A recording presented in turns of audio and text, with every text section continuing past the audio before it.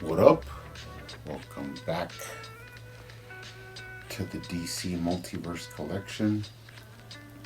Today, I'm finally going to get to something that I've been planning on doing for more than a year. It's been actually probably getting closer to 2 years that I have had these figures like just stacked up, and I haven't come around to opening them and assembling the build of figures that come with them. Now, first off, before we get into the figure, I want to talk about Mattel a little bit. Of course, you know Mattel was the first ones to grab the DC license for Batman. They had the old school original around 2003. After that, Batman line. They had a lot of figures that went ahead and ported on to the superheroes line that was after the Select Sculpt.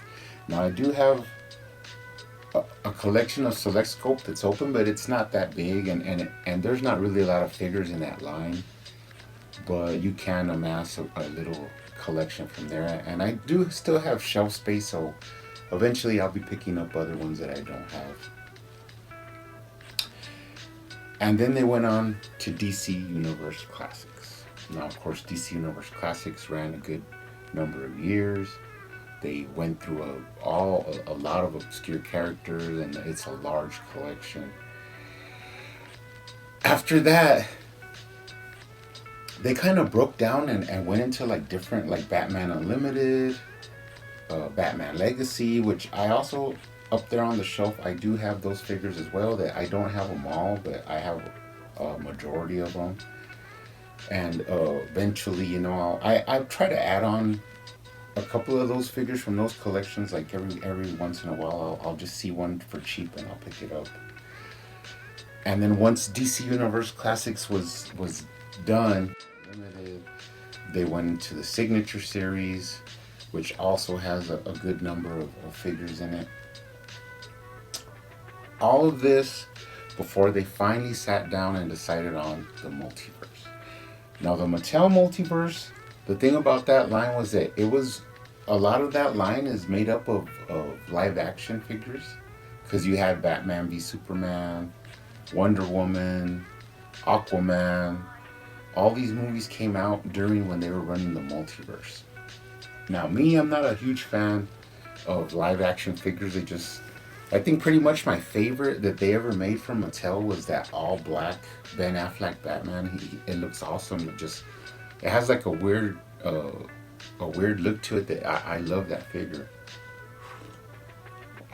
But besides that, I never really got into any of the live action stuff. I just don't like it. I like more of the comic versions of figures. Not to say that they're not good for collecting, or they are. Of course, people collected them and stuff. I never got into it. So once they were done with a lot of those movie lines, they got into their final waves, and they had a mixture of some comic, some live action. They were just all over the place. Now that kind of like made me lose interest in the line a little bit, so I just concentrated on the DC Universe Classics collection, and I just really multiverse. Like I would have to pick and choose. Like if I saw a figure that I really liked, like when they finished up the Dark Knight Returns Frank Miller inspired figures, I went ahead and picked a lot of those up. But besides that, I kind of just like flaked out a little bit. But recently, towards the end, they kind of got their groove, and the last couple of waves were like pretty awesome.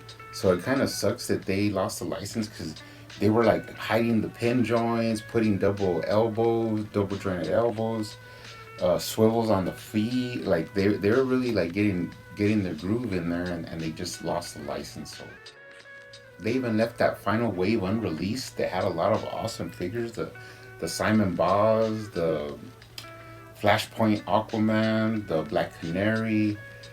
Um, they were gonna have a build a figure. I think Mammoth is what it was called. All these figures looked awesome. A Riddler was thrown in there, and we just didn't get to see it because they lost the license. So that kind of blows, but it is what it is.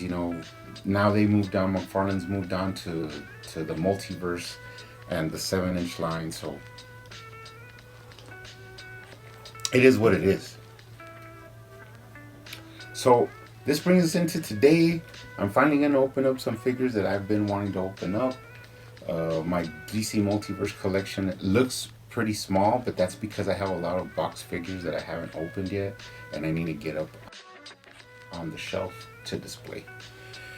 So we're gonna start off with King Shark. King Shark actually has been making a resurgence. He's come out on the Flash TV show. He comes out on a lot of the animated Suicide Squad movies. He was in that last animated movie, Justice League Dark Apocalypse War. He stole the show in that one. It was pretty funny, and he has some good scenes. But that's King Shark. He's more of a Flash villain. You might see him up against Superboy, but he's mainly a Flash villain. But they released a Build-A-Figure of him, but now it's gonna be years ago, like probably 2 years ago, 3 years ago. And I've had these figures just waiting to open, and I'm finally gonna get to it. So let's get in there. Now, first up, I'm gonna open up the Batgirl from Burnside, which she's not in my display, and I want to get her up there. Pretty nice little figure for a Batgirl. Open her up. She has, I think, one of the arms for King Shark. The thing is that she comes with a batarang and a little communicator. And like I said, I don't own her loose, so I want to open her up to build the King Shark figure and actually get her up on the shelf. I don't know if I'll ever buy another one. Maybe, I'm not sure, but we'll have to check it out. So once you get her open, she comes with the arm for King Shark. I already have the torso because I've bought a lot of Jokers from the Dark Knight Returns, and that's what he comes with.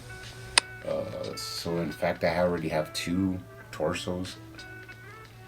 But let's go ahead and put the arm in there, and then we'll move on to the other arm. Now the other arm, I already have it. I think it's pretty much comes from Jay Garrick from the television Flash, which, I don't really need that figure. The arm's kind of hard to find now, but I already had it since before. I had bought it loose in anticipation of making this Build-A-Figure, so we'll snap that in. Of course, you have the head and the torso that come with Reverse Flash from the TV series. Now this figure is really hard to get now. You'll pay the same price of getting the head and the torso when you could just buy the whole King Shark. So it's getting kind of ridiculous online there. But luckily, I have one figure mint in box with the figure inside. But I also had acquired a box that didn't have the figure, but it had the 2 Build-A-Figure parts, which was the head and the shark, the great white shark head and the torso. So we're gonna go ahead and open these up and start putting them together. Let's put the head in. Nice design on the head there. And then let's go ahead and get the torso, the pelvis region on. Really, it's the hips, I guess. And if you look at it, it's a pretty nice shark sculpt. Of course, everybody knows great white shark is my spirit animal, so this is a pretty cool figure for me. Also, I've been wanting to get them into the Build-A-Figure shelf that I have here with the other Build-A-Figures I have. So once you've done that, then you need the legs. Now, one of the legs is going to come from Batman Jim Gordon and Super Heavy. I already had a Batman Jim Gordon loose, but he's up on the shelf just with his Batman head on. But he does come with a unmasked head and like a sort of like, looks like a phaser or like a grapple gun or something like that he has on his waist.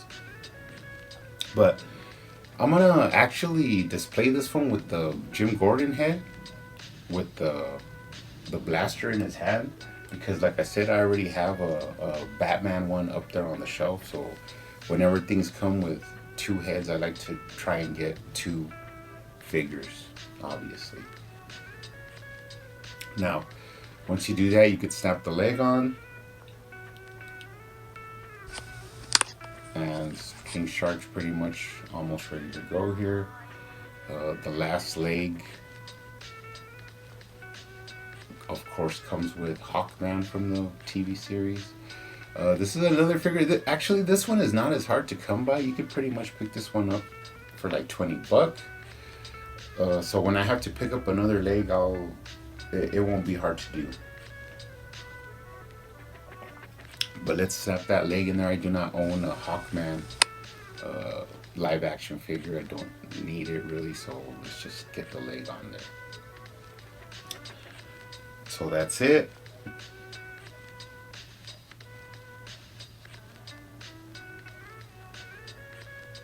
So that's it. I'm gonna go ahead and open up the reverse flash that I have sealed and get the parts out.